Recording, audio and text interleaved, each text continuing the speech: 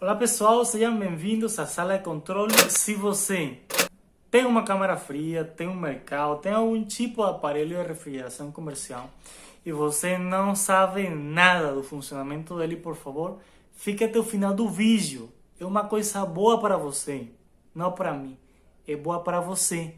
E aliás, se você é um técnico também, as informações contidas nesse vídeo são muito importantes para você. Meu nome é Nelson Agostini, sou engenheiro mecânico, atuo na parte da refrigeração comercial e as dicas que eu vou te dar nesse vídeo são fundamentais para você ter sucesso e, aliás, você poupar uma graninha ali se você é dono de algum tipo de aparelho de refrigeração comercial. Nesse ponto do vídeo eu te falo, gente, vamos fazer uma troca, tá? Eu vou te dar essa informação, mas, por favor, se inscreve nesse canal para continuar crescendo. A gente já está em 50 inscritos. A nossa previsão é que para final do ano a gente já possa estar mais ou menos perto dos 100 e que a gente possa continuar crescendo. Também ativa esse sininho ali para quando eu postar algum outro vídeo você tenha essa informação de primeira mão e você consiga aplicar esses conhecimentos para você se poupar uma grana, para você acumular o conhecimento e para você saber resolver alguns problemas com relação à refrigeração comercial. Sem mais o que dizer, vamos lá. Então, o que acontece, pessoal? Todo o ciclo, o sistema de refrigeração comercial, na verdade, ele se compõe por duas coisas, um sistema mecânico e um sistema elétrico, tá? Nenhum é mais importante do que o outro, porque o mecânico não funciona sem o elétrico e sem o elétrico não funciona o mecânico.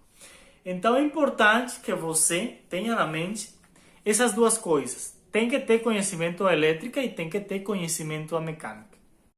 Na parte da mecânica é necessário entender que é muito importante o ciclo de refrigeração comercial. E nesse ciclo aí, o importante é saber que a gente tem uma unidade condensadora e uma unidade evaporadora. No sistema elétrico é importante saber que a gente tem uma fonte de alimentação, seja trifásica ou seja monofásica. 220 ou 380. A gente precisa compreender isso. Em segundo lugar, a gente precisa entender, falando do sistema elétrico, que ele também possui um sistema de controle. E o que é esse sistema de controle? É um sistema que depende de uma peça, como essa aqui que eu tenho aqui na mão. Pode ser um controlador, pode ser TC900, pode ser da Careo, pode ser da AGO, um G106, um MT512. Qual for o controlador é necessário que ele tenha. E se é uma câmara muito antiga, ele vai ter um automático com um termostato.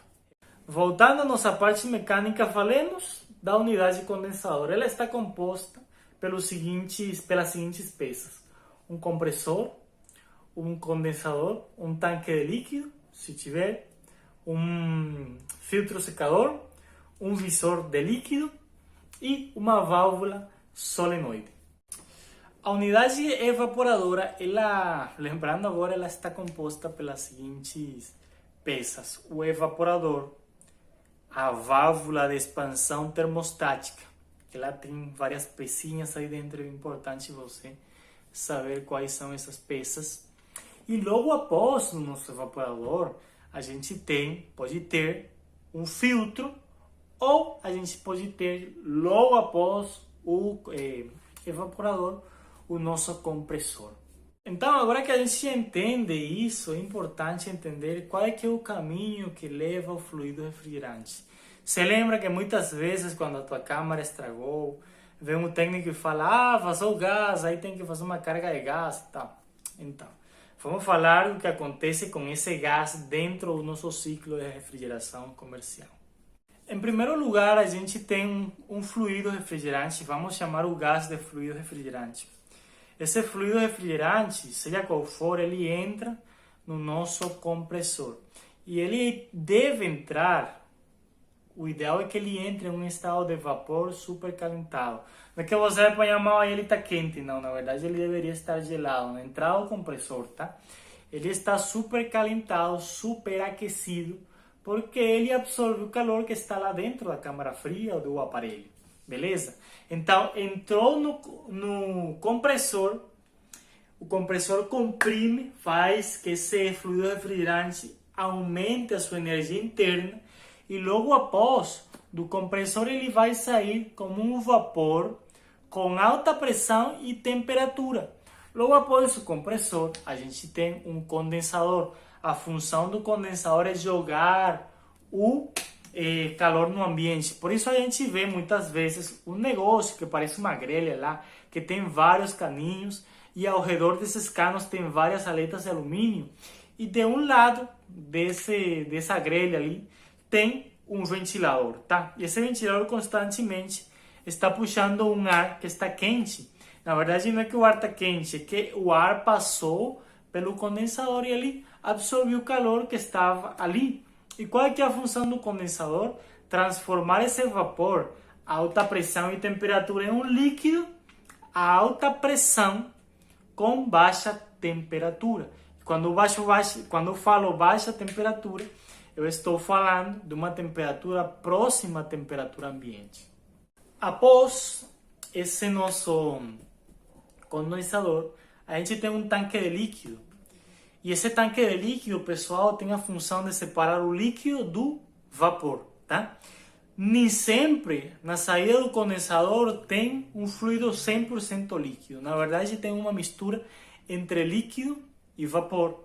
E a gente tem um tanque que a função dele é deixar o líquido embaixo, como ele é mais pesado, e o vapor em cima. Então, a gente já separando esses dois, a gente vai mandar pela linha de alta pressão só líquido e não vapor. Após, pessoal, nosso tanque de líquido, a gente tem um filtro secador, que a gente poderá dizer que é um dispositivo de segurança para o sistema, não para as pessoas, para o sistema.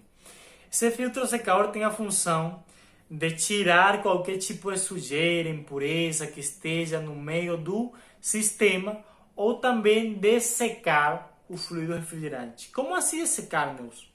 Pode ser que no momento da carga do fluido, no momento da solda, um pouco de umidade tenha entrado no nosso sistema. Então a função desse filtro é tirar a sujeira do sistema e também secar esse fluido refrigerante. Após do filtro secador, a gente tem um visor de líquido. A função desse visor de líquido é nos mostrar se o fluido que está passando por esse cano, por essa tubulação, por essa linha, está 100% líquido. E como é que a gente vai saber isso? É um visor, na verdade é um cano que tem um visor de vidro que ele vai permitir ver o gás que está passando por aí, tá? O fluido refrigerante, aliás.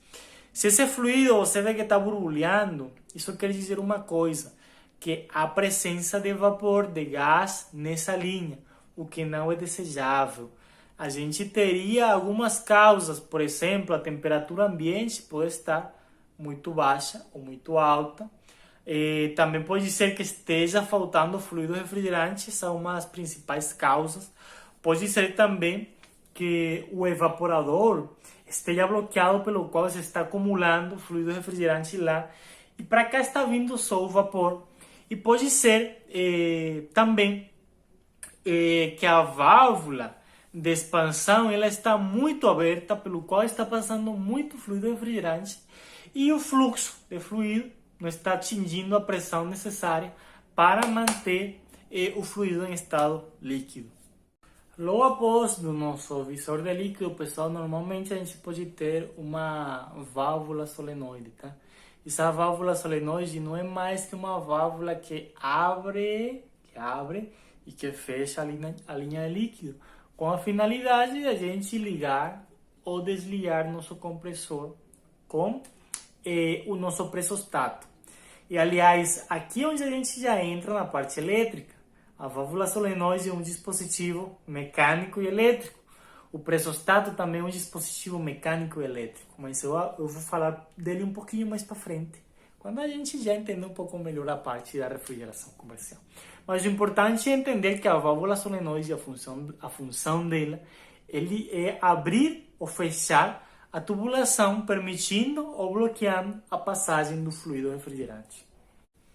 Pessoal, após a válvula solenoide, a gente tem a válvula de expansão termostática, VIT, ou também a válvula de expansão eletrônica, V. Então, o que acontece? Essa válvula tem a função, pessoal, de diminuir a temperatura do fluido. E como é que isso é feito? Deixa eu te mostrar o seguinte. Já você em algum momento pegou uma mangueira da água, por exemplo, e você meio fechou a boca para aumentar a velocidade, na verdade para aumentar, por exemplo, a distância onde vai chegar a água, por exemplo. Então, a função da válvula de expansão termostática é similar a isso. A gente tem um cano, por exemplo, 3/8, sei lá, 15 milímetros, por exemplo, que ele está cheio e está passando esse fluido refrigerante em estado líquido. E de repente a válvula de expansão, ela reduz o diâmetro desse cano até, por exemplo, meio milímetro, sabe? Uma coisa bem pequenininha. O que vai acontecer? Vai aumentar a pressão de uma forma incrível dentro dessa linha.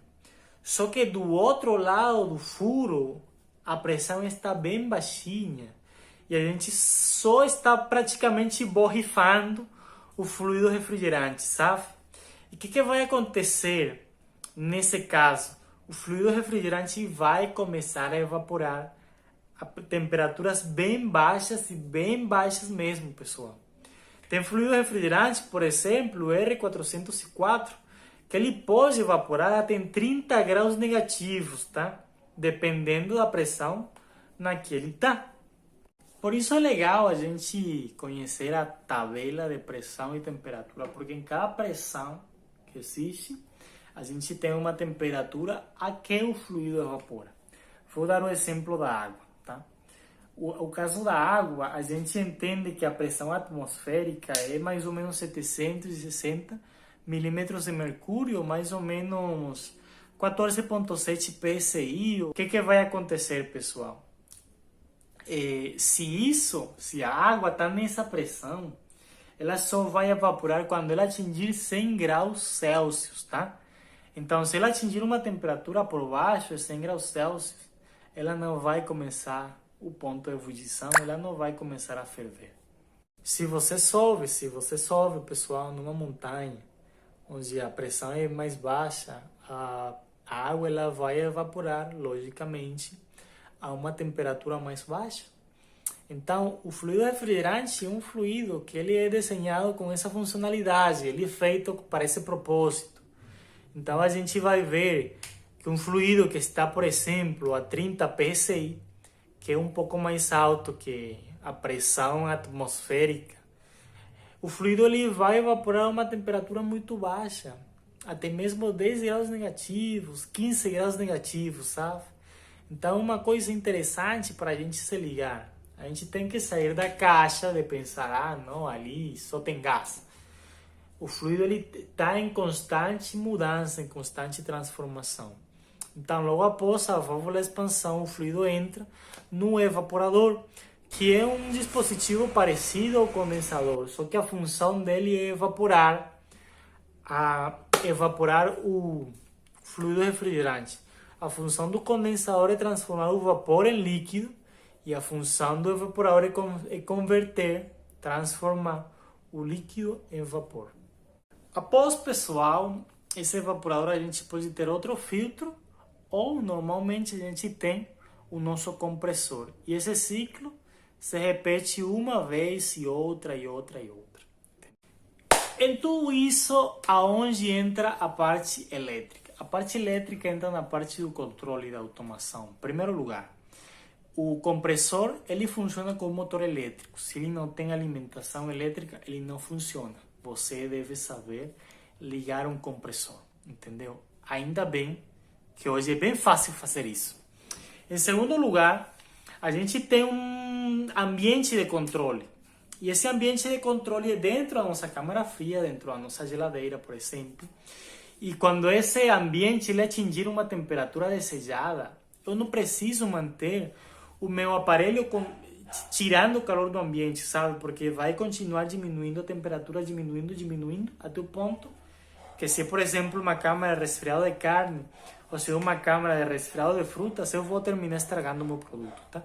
Então, o que eu preciso nesse momento é desligar o meu aparelho para que ele se mantenha essa temperatura por um certo tempo até ele atingir de novo uma temperatura que já não é mais uma temperatura adequada. E a questão é a seguinte, pessoal, ninguém tem o tempo de ficar com o termômetro lá, esperando, meu aparelho atingiu 3 graus, eu vou desligar ele. Meu aparelho atingiu 6 graus, eu vou ligar ele de volta. Não, ninguém tem esse tempo. Então a gente coloca um sensor lá dentro do nosso aparelho e a gente tem um controlador que quando ele detecta, quando ele tem a leitura de que o aparelho atingiu a temperatura desejada, esse controlador desliga a nossa máquina e ele espera até nosso aparelho atingir uma temperatura a que a gente não quer que ele fique. Por exemplo, uma câmera de resfriado de carne, vamos supor, 0 graus. Eu quero que minha câmera fique em 0 graus. E eu quero que ela ligue de volta em 3 graus. O que vai acontecer? O controlador ele vai ficar aferindo a temperatura até ele atingir 0 graus, ele desliga. Quando ele atingir 3 graus, ele liga de volta e faz descer a temperatura. Por isso, meu povo, é muito importante que você saiba da parte elétrica, da parte do controle. E, aliás, tem alguns problemas que estão associados com esse negócio da câmara fria, com esse negócio da geladeira ou de qualquer tipo de máquina de refrigeração comercial. Um desses problemas é o seguinte, pessoal. É quando a gente abre e fecha a porta de algum aparelho de refrigeração comercial, a umidade que está dentro do ambiente, ela entra dentro do nosso aparelho. Sempre a troca de calor nos aparelhos de refrigeração comercial acontece por convecção ou por ar forçado. O que isso quer dizer, Nelson?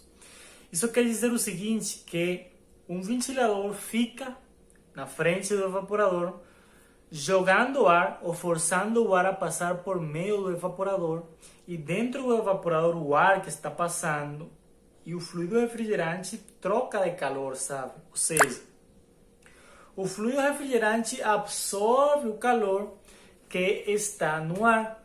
E muitas vezes, como o ar possui umidade, ele tem umidade quando a gente abriu e fechou a porta, essa umidade termina se acumulando num evaporador.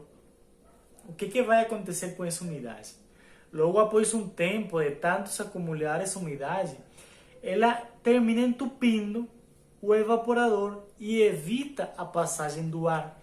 O que é um problema, porque se acumula todo esse gelo ali, toda essa umidade, e não está passando o ar, a troca de calor não está acontecendo. O que significa que o nosso ciclo de refrigeração vai entrar num período de funcionamento ineficiente. A falta de eficiência por conta da falta de troca de calor vai fazer que a gente consuma muita energia, que a gente não consiga diminuir a temperatura da nossa câmara fria do nosso aparelho e que a gente pense que existe um problema no nosso aparelho. E, aliás, muitos técnicos terminam confundindo esse problema ali com falta de gás dentro do nosso aparelho e terminam tacando mais gás no aparelho e não resolve nada. Por isso, pessoal, a gente tem pelo menos 3 tipos de soluções para esse problema. O primeiro, o degelo, que é a função de derreter aquele gelo lá, que se acumula no evaporador, por meio da parada do compressor, ou seja, a gente desliga o nosso aparelho por um tempo determinado até derreter todo esse gelo, daí o processo continua.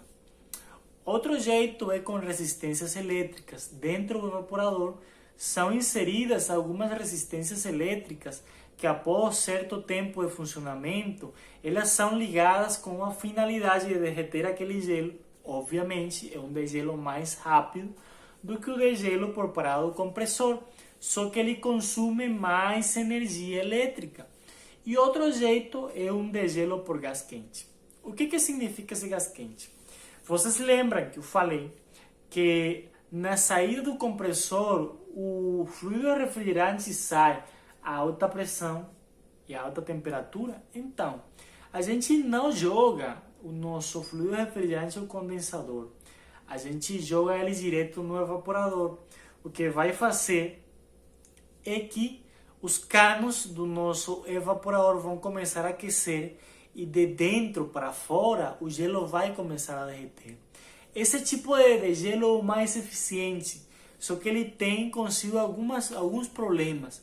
Um dos problemas é que ele termina danificando a tubulação por conta da mudança constante de temperatura, entendeu? Porque vamos supor que a temperatura do nosso evaporador está a 10 graus negativos e eu vou jogar um gás que está a 100 graus, entendeu? Então uma mudança de temperatura muito rápida, muito... não tem nome isso aí, entendeu? É muito brusca, muito bruto a mudança dessa temperatura e muitas vezes ela termina rachando os canos do nosso evaporador. Outro problema que muitas vezes pode acontecer, que ele parece um problema fantasma, porque, aliás, antes de eu falar desse problema fantasma, curte o vídeo aí, curte e se inscreve ali. Eu não vou falar até você se inscrever no canal. Então, agora que você se inscreveu no canal, eu vou falar, às vezes a gente vê que acontece um problema fantasma dentro do nosso aparelho. A gente vê que tudo está funcionando certinho. O degelo está funcionando certinho, a válvula, a solenoide, tudo está funcionando certinho.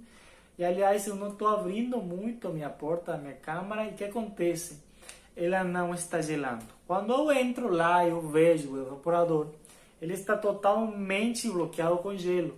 Mas se eu vou lá e dou um degelo, aí começa, eu estou escutando, e quando a resistência começa a esquentar, aí eu escuto aquele barulho, pss, pss, pss, porque está derretendo o gelo, entendeu? Só que acontece que se acumula muito gelo ali. Qual que pode ser esse problema? O problema pode ser, pessoal, que na válvula solenoide, um cisco, pode ser de solda, pode ser de algum cano que no momento da montagem da solda ele rachou e caiu um pedaço, pode ser alguma sujeira, ela ficou na válvula solenoide e não está permitindo que ela feche 100%. Então no momento do degelo ainda, ele está derretendo o gelo, ainda está passando fluido refrigerante. Uma forma de conferir se está tudo certinho é que no momento do degelo, o nosso compressor lá fora ele tem que estar desligado, pessoal. Eu vou repetir isso.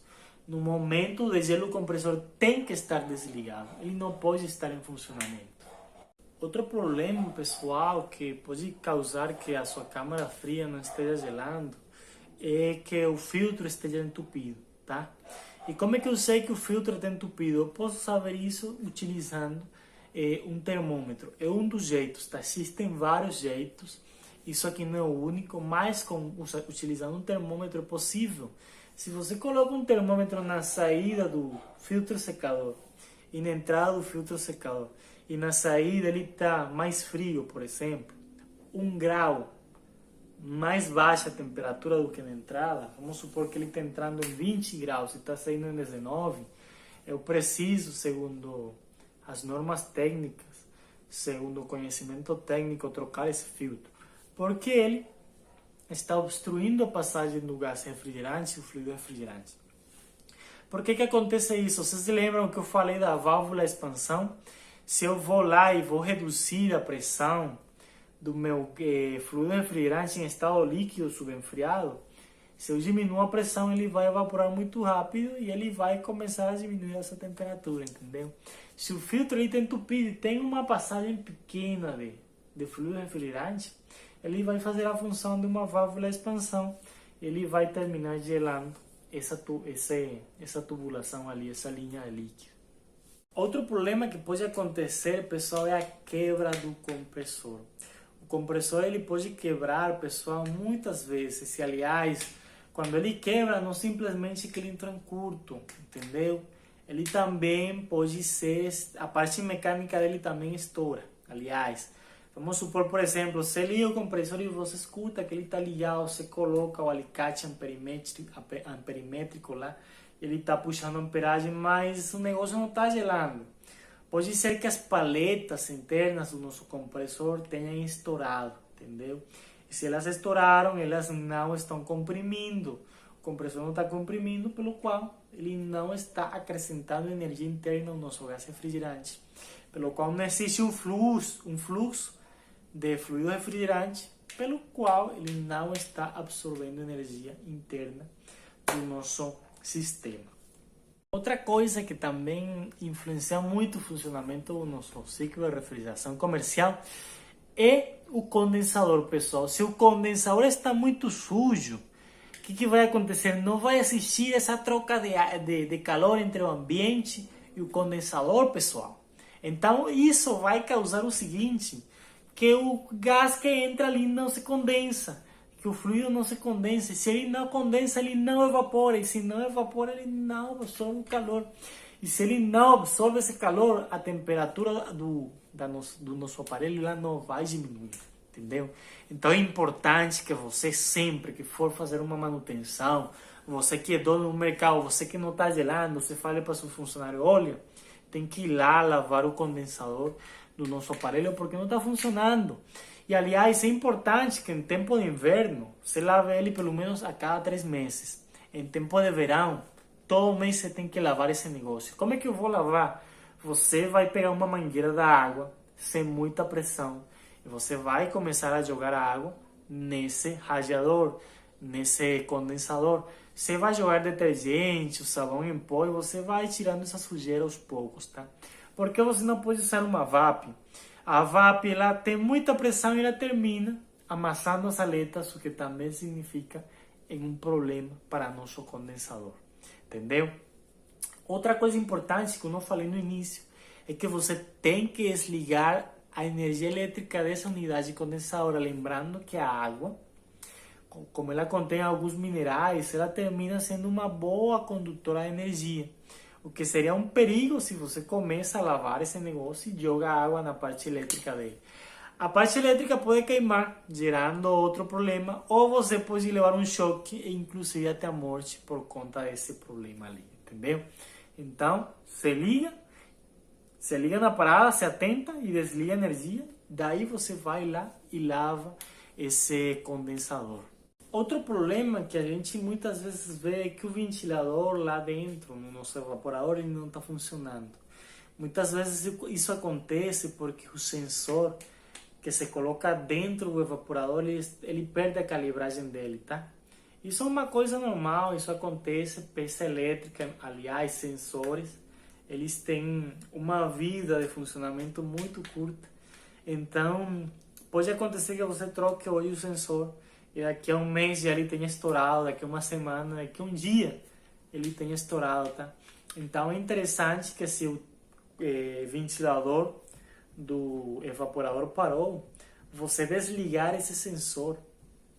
E se ele volta a funcionar, você vai saber que é o sensor que terminou estragando.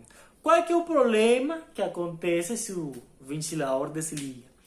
O que vai acontecer é que vai começar a acumular gelo, você vai continuar gastando energia, você vai vir a conta de energia elétrica bem alta e você não vai ter aquela eficiência, aquele rendimento do seu aparelho. Então é interessante, você dono do mercado, se o seu ventilador desligou, é interessante você ir lá dentro do quadro de comando, desligar o sensor de degelo, que normalmente é o segundo sensor, desligar ele e ver, entrar lá ver se o ventilador ligou, tá? Assim você confere o negócio. Pessoal, se você tá com curiosidade do que fala ali, é que essa semana minha esposa fez aniversário, eu fiz uma surpresa, ainda não tirei esse negócio, eu amo muito ele.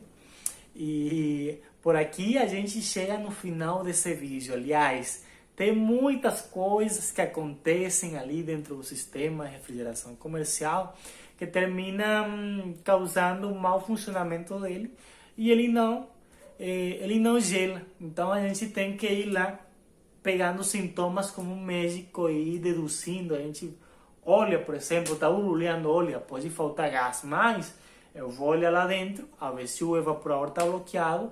Se o evaporador está bloqueado, eu vou dar um gelo e vou ver o que vai acontecer, entendeu? Então a gente tem que ir testando muita coisa.